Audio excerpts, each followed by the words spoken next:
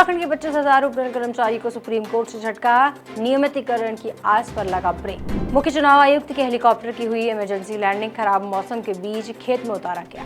खाद्य पदार्थों में थूकने वाले पर अब LIU रखेगी नजर, पुलिस अलर्ट, डीजीपी ने दिए सख्त निर्देश।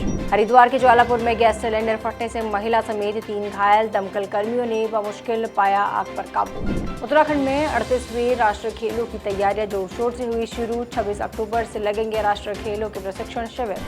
नमस्कार, मैं हूं सप्ता पांडे और आप देख रहे हैं न्यूज डेस्क। चलिए डालते हैं एक नजर आज की ताजा खबरों पर।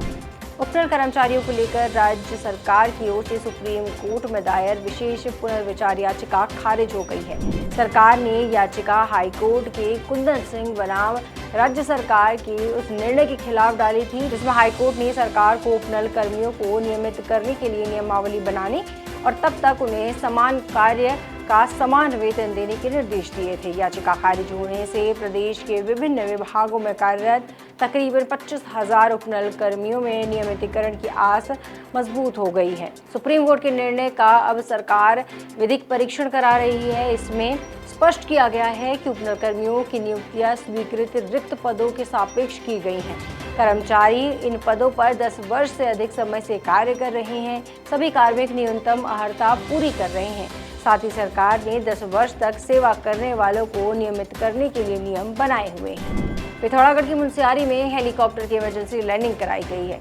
मिली जानकारी के अनुसार केंद्रीय मुख्य चुनाव आयुक्त राजीव कुमार के हेलीकॉप्टर के उत्तराखंड के कुमाऊं में मुनस्यारी में इमरजेंसी लैंडिंग हुई है। इमरजेंसी लैंडिंग के पीछे खराब मौसम वजह बताई जा रही है।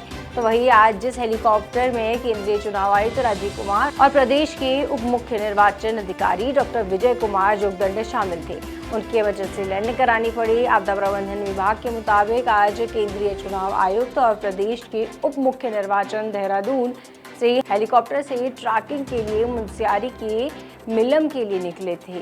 हिमालय क्षेत्र मिलम में मौसम के खराबी के चलते पायलट के लिए हेलीकॉप्टर को आगे ले जाना मुश्किल हुआ।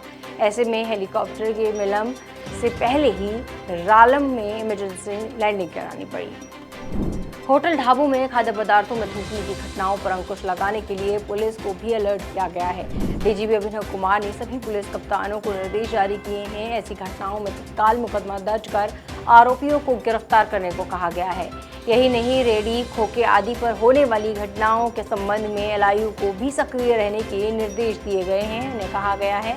इसी के साथ ही डीजीपी अभिनव कुमार ने मंगलवार को निर्देश जारी कर कहा है कि हाल ही के दिनों में होटल, रेवड़ी आदि पर खाद्य पदार्थों में थूकने की वीडियोस वायरल हो रहे हैं। तो वही निर्देश है कि ऐसे मामलों में पुलिस एक्ट और BNS की धारा 274 जो कि खाद्य पदार्थों में अपमिश्रण में मुकदमा दर्ज किया जाए और यदि ऐसे मामलों में भाषी सांप्रदायिक टकराव होने की संभावना है तो BNS 196(1) यानी कि जिसके अंदर होता है सांप्रदायिक सौहार्द बिगाड़ने वाले कृत्य, इस पर BNS 299 यानी कि धार्मिक विश्वास का अपमान के मुकदमे दर्ज करने को कहा गया है। हरिद्वार के ज्वालापुर कोतवाली क्षेत्र की एक कॉलोनी में गैस सिलेंडर फटने से घर में मौजूद महिला सहित 3 लोगों के घायल हो गए। सूचना पर पहुंची पुलिस ने घायलों को एम्बुलेंस से एक निजी अस्पताल में भिजवाया, जहां उनका उपचार चल रहा है। दमकल कर्मियों ने सिलेंडर को बाहर निकालकर मौके पर स्थिति पर काबू पाया है। भारतीय ओलंपिक संघ की 25 अक्टूबर को होने जा रही विशेष बैठक में यदि सब कुछ ठीक ठाक रहा तो उत्तराखंड में प्रस्तावित 38वें राष्ट्रीय खेलों के प्रशिक्षण शिविर 26 अक्टूबर से लगने शुरू हो जाएंगे। इससे पहले राज्य की सभी खेल फेडरेशन खिलाड़ियों का चयन उनके राज्य स्तरीय प्रदर्शन और ओपन ट्रायल के आधार पर करेगी।